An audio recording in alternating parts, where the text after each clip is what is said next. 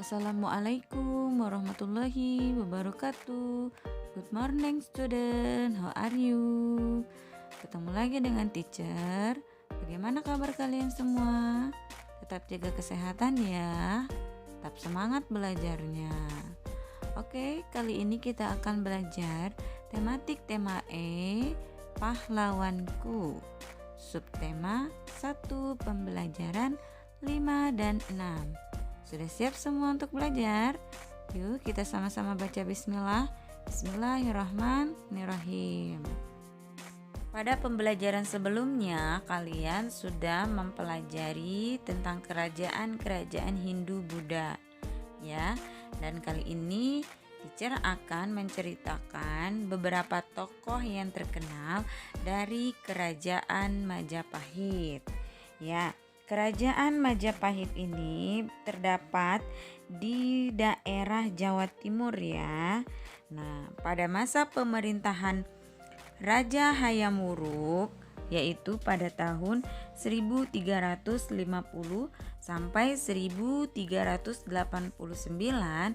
kerajaan Majapahit berada dalam kejayaannya. Masa pemerintahan Raja Hayam Wuruk, raja dibantu oleh Mahapati Gajah Mada.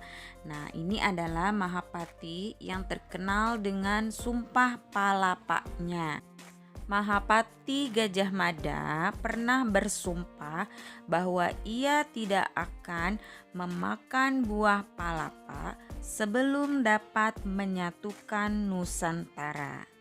Ya, dengan sumpah palapanya tersebut, akhirnya kerajaan Majapahit dan dengan bantuan Patih Gajah Mada berhasil menyatukan Nusantara di bawah naungan kerajaan Majapahit.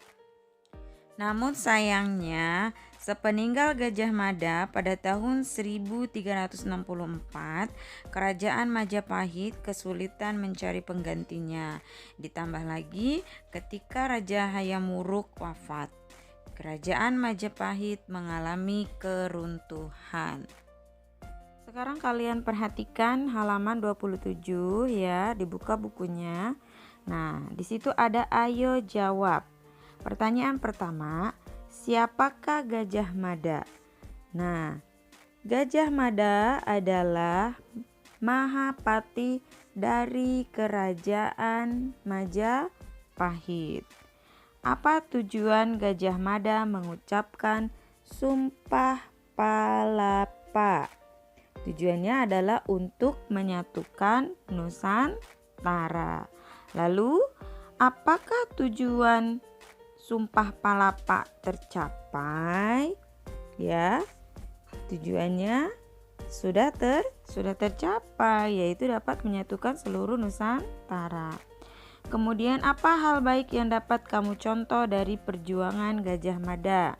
Gajah Mada mengajarkan kita arti persatuan dan kesatuan untuk menjadi sebuah bangsa yang besar. Oleh karena itu, untuk menjadi bangsa yang besar dan kuat, maka harus mempertahankan persatuan dan kesatuan. Sikap lain yang dapat kita contoh adalah kegigihan dan keberanian dari Mahapati Gajah Mada. Pertanyaan selanjutnya, apakah Gajah Mada dapat disebut pahlawan bagi kerajaan Majapahit? Jawabannya adalah tentu saja ia dapat dikatakan pahlawan karena mau berjuang untuk rakyatnya, sehingga rakyatnya hidup aman dan sejahtera. Dan juga Gajah Mada dapat menyatukan Nusantara. Setelah kalian mengetahui tentang kerajaan Majapahit dan tokoh-tokohnya, nah ini adalah salah satu peninggalan dari kerajaan Majapahit. Ya, itu disebut dengan situs Trowulan. Ini berada di Kecamatan Trowulan, Kabupaten Mojokerto, Provinsi Jawa Timur, ya. Salah satu bangunan yang terdapat dalam situs Trowulan itu adalah Gapura Wringin Lawang.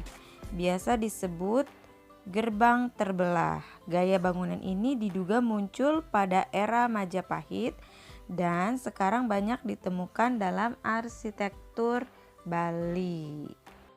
Selanjutnya, kalian buka halaman 32. Di situ ada cerita tentang Pangeran Diponegoro ya. Kalian bisa baca cerita perjuangannya ya. Pangeran Diponegoro lahir di Yogyakarta pada tanggal 11 November 1785 dengan nama Bendara Pangeran Harya Dipanegara. Ya, karena Pangeran Diponegoro ini terkenal karena memimpin perang Diponegoro atau perang Jawa pada tahun 1825 sampai 1830 dalam melawan pemerintahan Hindia Belanda.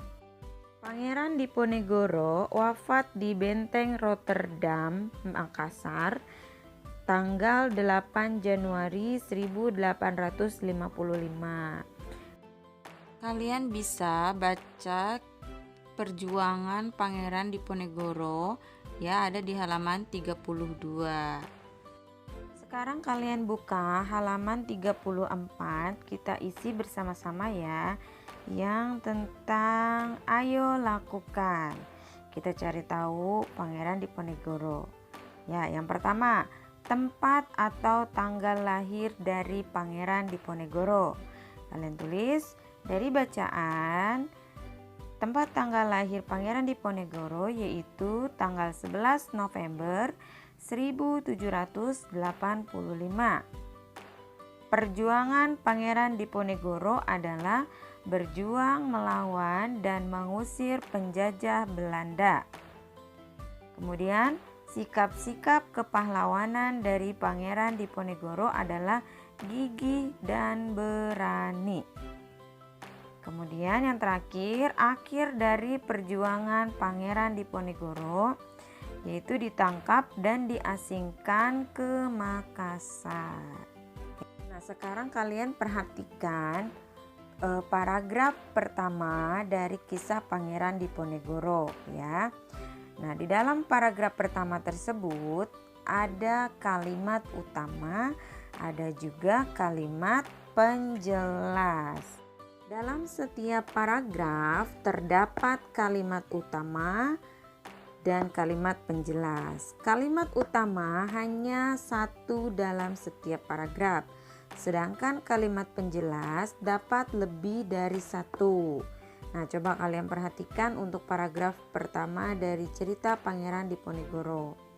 Kalimat utamanya itu Pangeran Diponegoro adalah salah satu pahlawan nasional Indonesia. Nah, itu adalah kalimat utama ya, atau kalimat pokok. Kemudian sisanya merupakan kalimat penjelas ya. Jadi kalimat penjelasnya dari Pangeran Diponegoro lahir di Yogyakarta pada tanggal 11 November 1785, nama Bendara Pangeran Harya Dipanegara. Beliau merupakan putra sulung Hamengkubuwono III, seorang Raja Mataram di Yogyakarta. Pangeran Diponegoro terkenal karena memimpin perang Diponegoro atau perang Jawa pada tahun 1825 sampai 1830 melawan pemerintah Hindia Belanda. Itulah perbedaan antara kalimat utama dengan kalimat penjelas. Jadi kalimat penjelas jumlahnya lebih banyak daripada kalimat utama ya. Kalimat utama itu hanya satu dalam sebuah paragraf. Oke, sekarang kalian lihat kembali halaman 34. Lihat ayo berlatih. Teacher akan bahas bersama-sama ya tentang sinonim. Sebelumnya teacher ingatkan kembali, apa itu sinonim? Sinonim adalah persamaan makna sebuah kata ya. Nah, kalian tulis sinonimnya ya. Kata yang pertama adalah sengit. Sinonimnya adalah seru. Kata yang kedua pribumi. Sinonimnya adalah rakyat asli. Kata ketiga, strategi. Sinonimnya adalah rencana. Kata keempat, laskar. Sinonimnya adalah pasukan. Kata kelima, wafat. Sinonimnya adalah meninggal. Kata keenam adalah gentar. Sinonimnya adalah takut. Kata ketujuh, kondisi. Sinonimnya adalah keadaan. Kata kedelapan, informasi. Sinonimnya adalah kabar. Setelah menyaksikan video ini, tugas kalian yang pertama adalah kalian foto hasil pembahasan kita yang ada di halaman 34, kirimkan melalui GCR. Kemudian setelah itu kalian kerjakan soal yang terdapat di Google Form. Seperti biasa, link Google Form-nya teacher letakkan di deskripsi di tanda panah sebelah kanan bawah. Oke, sudah paham semuanya ya untuk tugas hari ini? Baik, untuk pembelajaran hari ini teacher akhiri. Tetap semangat belajarnya dan jangan lupa kerjakan tugasnya. Oke, terima kasih untuk perhatiannya. Wassalamualaikum warahmatullahi wabarakatuh.